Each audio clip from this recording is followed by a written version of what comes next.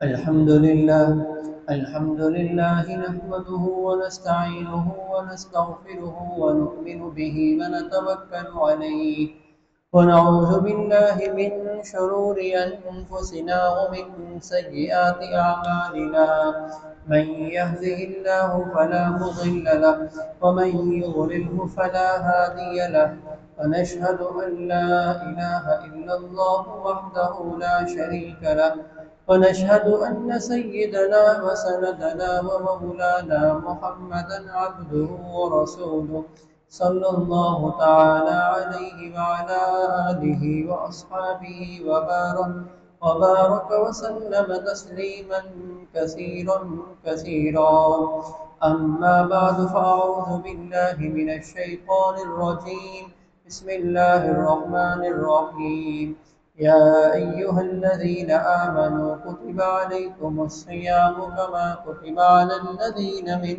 قبلكم لعلكم تتقون آمنت بالله صدق الله مولانا العظيم وصدق رسوله النبي الكريم ونحن على ذلك من الشاهدين والشاكرين والحمد لله رب العالمين. میرے بھائیوں دوستوں بزرگوں السلام علیکم ورحمۃ اللہ وبرکاتہ.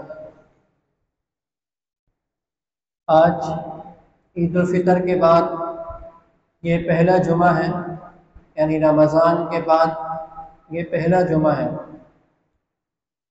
گزشتہ جمعہ رمضان المبارک کا آخری جمعہ تھا اور الحمدللہ اللہ رب العزت نے ہمیں ایک مرتبہ پھر یہ رمضان کا مہینہ عطا فرمایا تھا. اس رمضان کے مہینے کے اندر حسب توفیق مختلف عبادتیں مختلف لوگوں سے ہوتی رہی. کسی کو الحمدللہ مکمل روزے کی توفیق ملی، مکمل تراویح کی توفیق ملی، تلاوت قرآن کی توفیق ملی، صدقہ اور خیرات کی توفیق ملی اور دیگر چھوٹی بڑی نیکیاں کرنے کی توفیق ملتی رہی.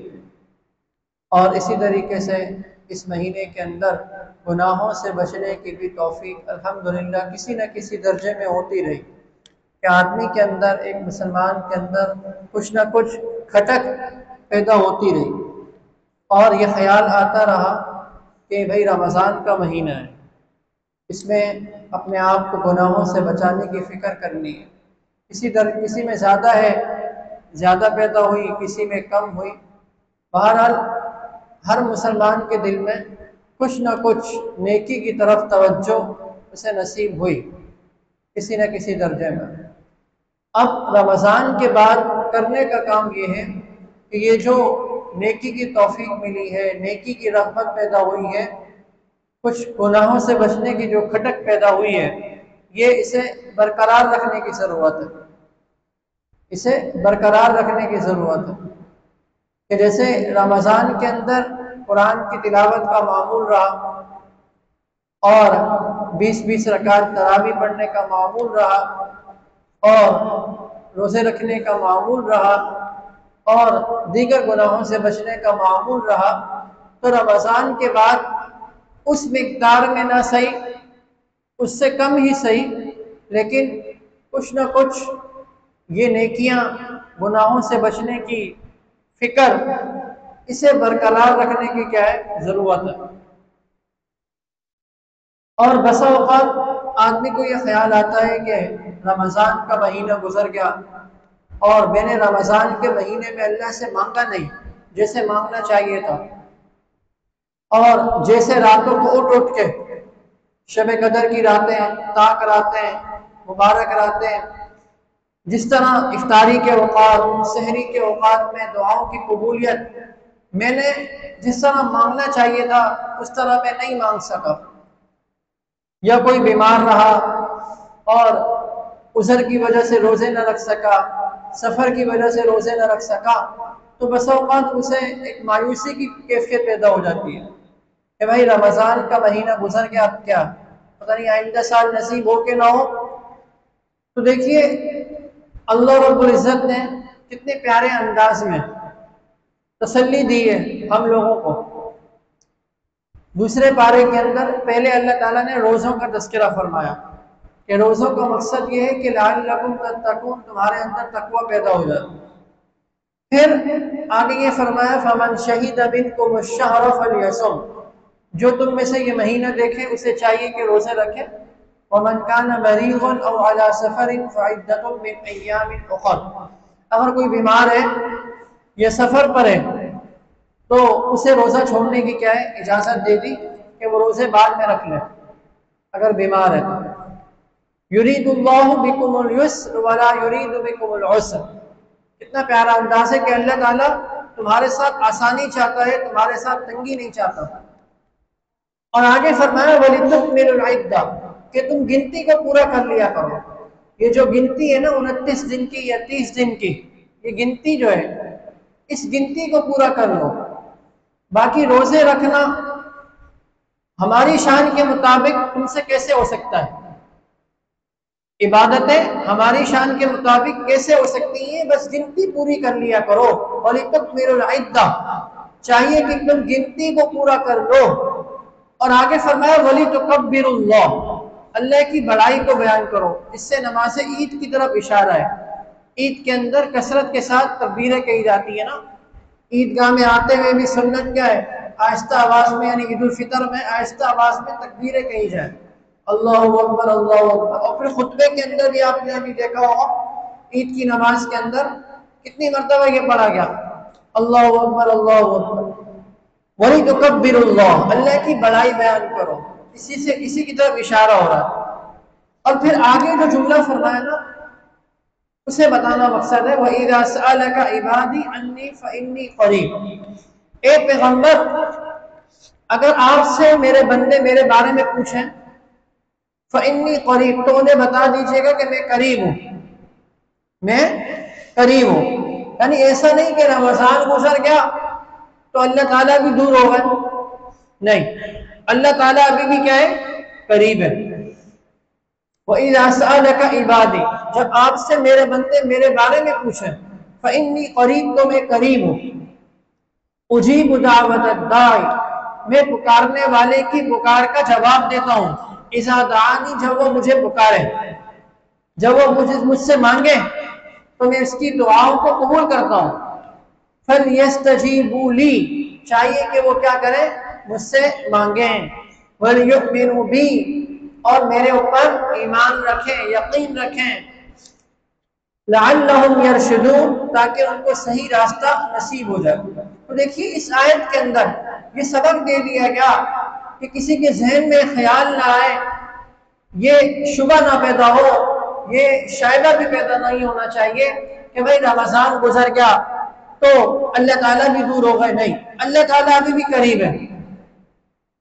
اللہ تعالیٰ وَنَحْنُ أَقْرَبُ إِلَيْهِ مِنْ حَبْلِ الْوَرِيدِ، ہم آدمی کی، انسان کی شہرت سے بھی زیادہ قریب ہے، ہم انسان کی شہرت سے بھی زیادہ قریب ہے۔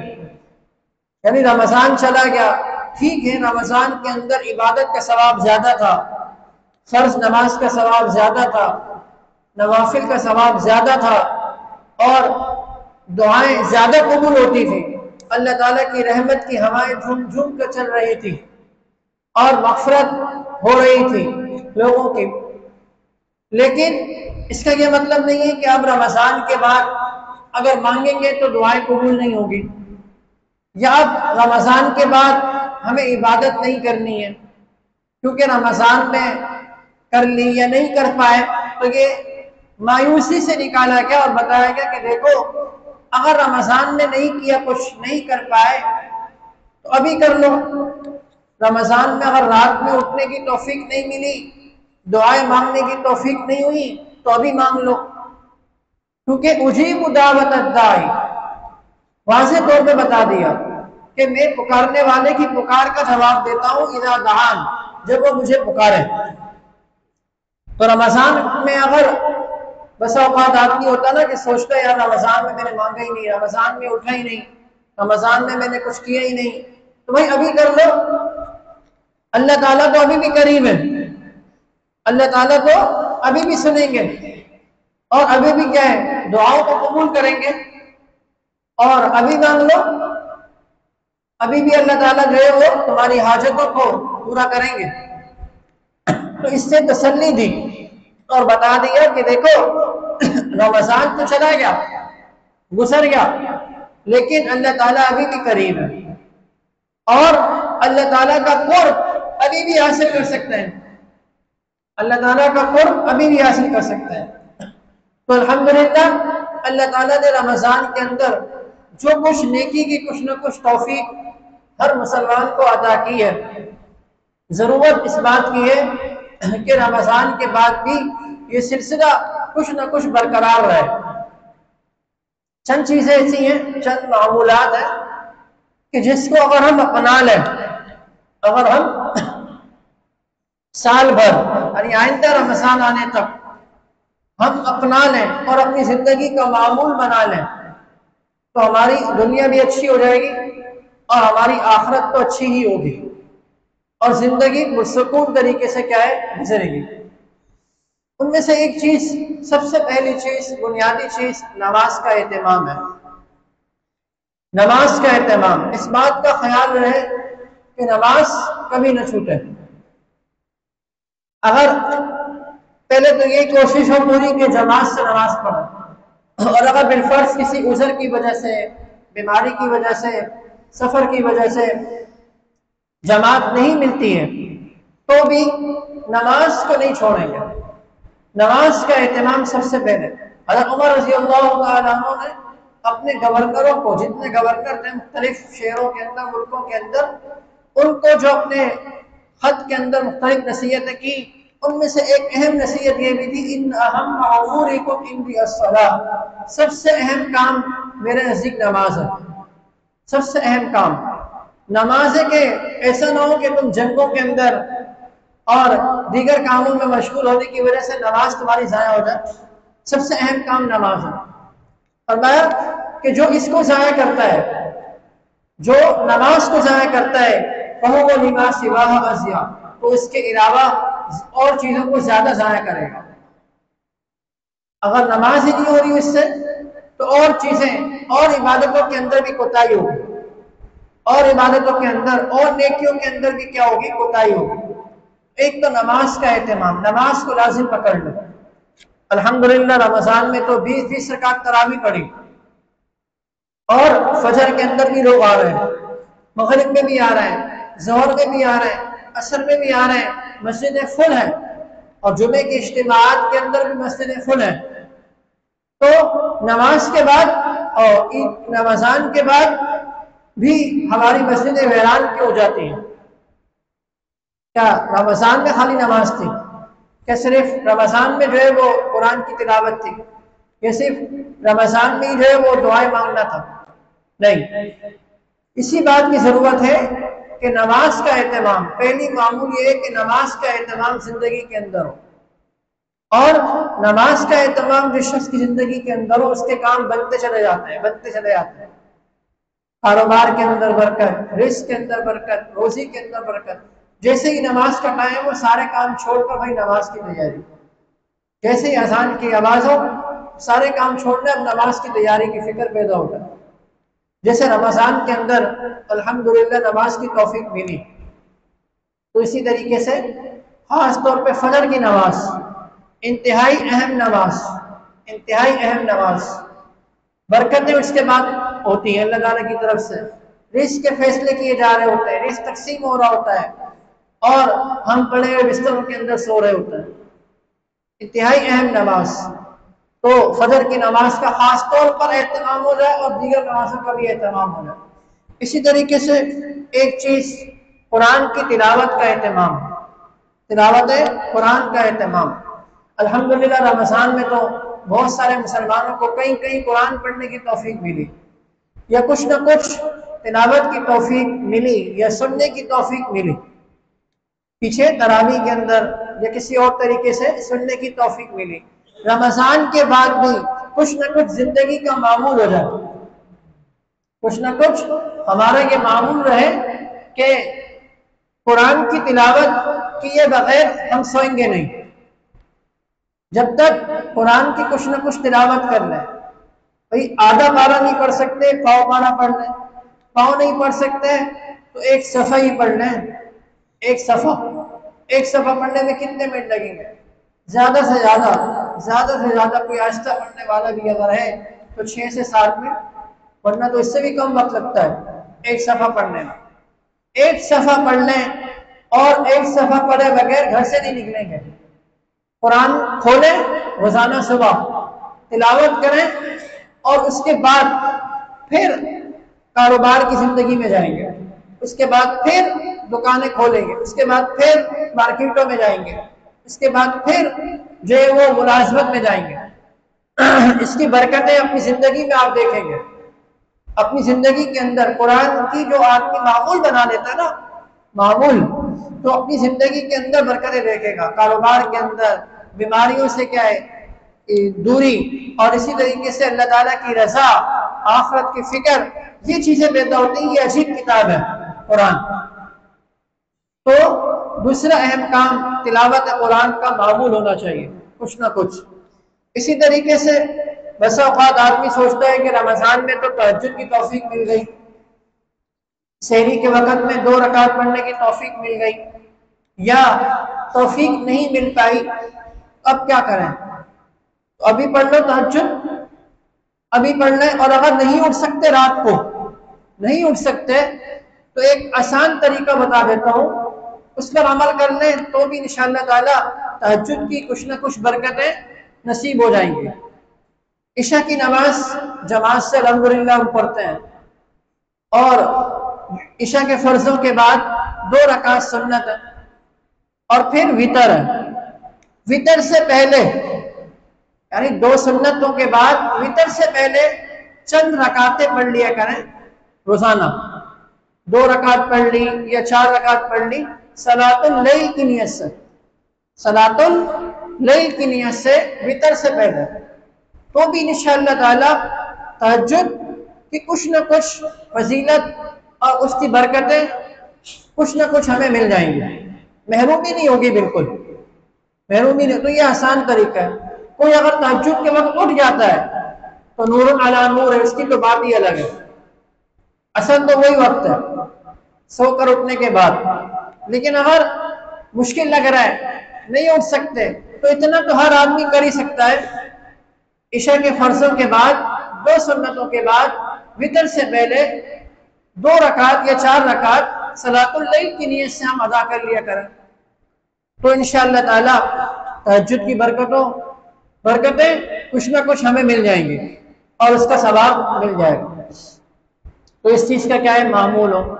اسی طریقے سے مناجات مقبول کے نام سے ایک کتابچہ ہے، مناجات مقبول، اس میں دعائیں ہیں، بہت پیاری پیاری دعائیں، اس کا معمول ہو، اس کا معمول بنا لیں کہ روزانہ اس کی منزلیں، 1 منزل 2 منزل 3 منزل 7 منزل ہے، ہفتے میں تقسیم ہوئی ہے، تو 1 منزل پڑھ لیں روز، یا 1 منزل نہیں پڑھ سکتے، اس کے چھوٹی سی کتاب ہے، 2 صفحے پڑھ لیں، 3 صفحے پڑھ لیا کریں، یعنی اس میں دعائیں مانگ رہے ہیں اللہ تعالیٰ سے، سمجھ کے ترجمہ بھی نیچے لکھا ہوا، ترجمہ بھی اس کے لکھا ہوا ہوتا ہے، تو اس کا کیا ہے اہتمام ہو جائے۔ اسی طریقے سے صبح شام کی کچھ تسبیحات کا اہتمام ہو جائے، صبح شام کی تسبیحات 33 مرتبہ پڑھنا کیا مشکل ہے بھائی؟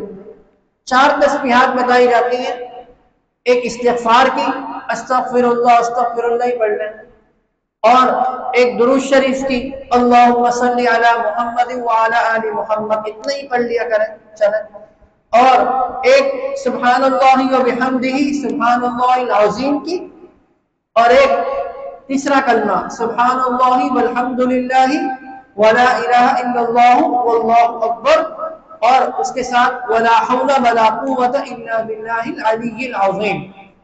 یہ 4 تسبیحات صبح اور شام 33 مرتبہ پڑھنا کوئی مشکل نہیں ہے، 100 دفعہ پڑھ لیں تو اچھا ہے، لیکن اب وقت نہیں ہے تو چلو 33 مرتبہ ہی پڑھ لیں۔ بھائی دکان میں بیٹھے ہوئے ویسے ہی پڑھتے رہے، بس میں بیٹھے ہوئے، بائک میں بیٹھے ہوئے، گاڑی میں بیٹھے ہوئے، راستے میں جا رہے ہیں، تو یہ پڑھنے میں کتنی دیر لگے گی؟ 10 منٹ لگیں گے زیادہ سے زیادہ۔ تو اس کا معمول ہو، ذکر، اذکار، تسبیحات، اس کی بڑی برکت ہے، دل روشن رہتا ہے۔ آج ہم گناہوں کی طرف ہماری رغبت ہوتی ہے نا، گناہوں کی طرف رجحان زیادہ ہوتا ہے۔ وجہ اس کی کہ ہم ذکر ہی نہیں کرتے، ذکر کا ہمارا معمول ہی نہیں ہے، معمول میں شامل ہی نہیں ہے ذکر کو۔ نماز بھی پڑھ لیتے ہیں چلے کسی درجے میں، اور کسی درجے میں اور بھی اچھے کام کر لیتے ہیں، لیکن ذکر وہ ہم کرتے نہیں ہیں۔ یہ تسبیحات بہت اہم ہیں اور ان کا اجر بھی بہت ہی زیادہ ہے، اور پھر اس کی برکتیں بھی بڑی ہیں۔ تو یہ تسبیحات کا معمول بنا لیں، صبح شام 33 مرتبہ پڑھ لیا کریں۔ اسی طریقے سے 24 گھنٹے کی زندگی میں سے کچھ وقت علم دین کے لیے ضرور نکالیں بھائی، علم دین کے لیے۔ اصل تو یہ ہے ہمیں دنیا میں بھیجا گیا ہے آخرت کے لیے۔ یہ دنیا تو کیا ہے، ہم اسی کمانے کے اندر لگے ہیں 24 گھنٹے صبح سے لے کے رات تک، کسی طریقے سے میری دنیا اچھی ہو جائے، دنیا اچھی ہو جائے، دنیا اچھی ہو جائے۔ ٹھیک ہے، دنیا بھی مانگنی چاہیے اللہ تعالیٰ سے، اور یہ دعا بھی کرنی چاہیے کہ یا اللہ دنیا بھی اچھی کر، ربنا آتنا فی الدنیا حسنہ وفی الآخرۃ حسنہ، لیکن آگے بڑھا آخرت بھی تو اچھی ہو، آخرت بھی اچھی ہو، اس کی دعا بھی مانگنی ہے اور کچھ کرنا بھی ہے اس کے لیے۔ 24 گھنٹے کی زندگی میں سے کچھ وقت، 1 گھنٹہ، 1.5 گھنٹہ، آدھا گھنٹہ، 20 منٹ، 25 منٹ علم دین کے حصول کے لیے نکالیے۔ کچھ دین کی باتیں سیکھیے، قرآن کو سمجھیے، حدیث کو سیکھیے، مسائل کو سیکھیے۔ اور الحمدللہ ہماری بھی اکیڈمی آن لائن کے نام سے، اور اس میں یہ کہ آن لائن یعنی آپ گھر بیٹھے 20 منٹ، 25 منٹ، 1 گھنٹہ، 1.5 گھنٹہ مختلف چھوٹے بڑے کورسز کر سکتے ہیں آن لائن، یعنی گھر بیٹھے کچھ نہ کچھ دین کا تاکہ علم حاصل ہوتا رہے۔ تو یہ چیزیں ہیں، ان کے ساتھ اگر جڑے رہیں گے۔ ابھی ہماری اکیڈمی میں الحمدللہ داخلے شروع ہو رہے ہیں مئی سے، تو اس کے لیے ہم نے اشتہارات وغیرہ بھی بنوائے، یہ چیزیں بھی ہیں۔ بہرحال تو مختلف کورسز ہیں، 1.5 گھنٹے والا ہے، کوئی 20 منٹ قرآن پڑھنا چاہے، قرآن کو سیکھنا چاہے، قرآن صحیح کرنا چاہے، کوئی عربی سیکھنا چاہے، قرآن کا ترجمہ پڑھنا چاہے، تفسیر پڑھنا چاہے، اور جتنا وقت آپ دے سکتے ہیں، جتنا وقت آپ دے سکتے ہیں اتنا وقت دے لیں۔ تو کتنی سہولت ہے، یعنی علم دین کو حاصل کرنا کوئی مشکل ہی نہیں رہا، علم دین کو حاصل کرنا کوئی مشکل نہیں رہا۔ تو یہ چند چیزیں ہیں، ان کا اہتمام اگر کرتے رہیں گے۔ اور ایک آخری چیز، اگر گناہ ہو جائے فوراً توبہ استغفار کرنا ہے۔ گناہ ہوں گے، ظاہری بات ہے شیطان آزاد ہو چکے ہیں، نکل گیا، وہ آئے گا، ورغلائے گا، کبھی نیکی سے روکے گا، نماز سے روکے گا، فلاں کام کی طرف فلاں دیکھ لوں، غلط چیز دیکھ لوں موبائل کے اندر، اور بد نظری کر لوں، فلاں چیز کو دیکھ لوں، یہ سارے کام وہ کرے گا۔ نیکی سے کیا کرے گا، وہ روکے گا۔ تو استغفار، توبہ استغفار، گناہ ہو جائے تو توبہ استغفار، اور پیچھے جو باتیں بتائی ہیں ان پر اگر عمل ہوگا، ان کو زندگی کا معمول بنائیں گے تو انشاءاللہ گناہوں سے بھی بچیں گے۔ نماز کا اہتمام، دوبارہ بتاتا ہوں خلاصہ، نماز کا اہتمام ہو، تلاوت قرآن کا اہتمام ہو، اسی طریقے سے وتر سے پہلے 2 رکعت یا 4 رکعت صلاۃ اللیل کی نیت سے پڑھنے کا اہتمام ہو، مناجات مقبول جو ایک کتابچہ ہے اس کی 1 صفحہ یا 2 صفحہ پڑھنے کا معمول ہو، اس میں بڑی پیاری دعائیں ہیں۔ اسی طریقے سے توبہ استغفار، اس کی ضرورت ہے، اور اسی طریقے سے 24 گھنٹے کی زندگی میں سے کچھ وقت علم دین کے حصول کے لیے نکالیں، یعنی علماء کے ساتھ جب جڑیں گے تو پھر ان چیزوں سے بھی کیا رہیں گے، دور رہیں گے۔ دعا فرمائی کہ اللہ تعالیٰ یہ جو کام ہے اور جو باتیں بتائی گئی ہیں ہمیں ان پر عمل کرنے کی توفیق عطا فرمائے۔ وآخر دعوانا الحمد للہ رب العالمین۔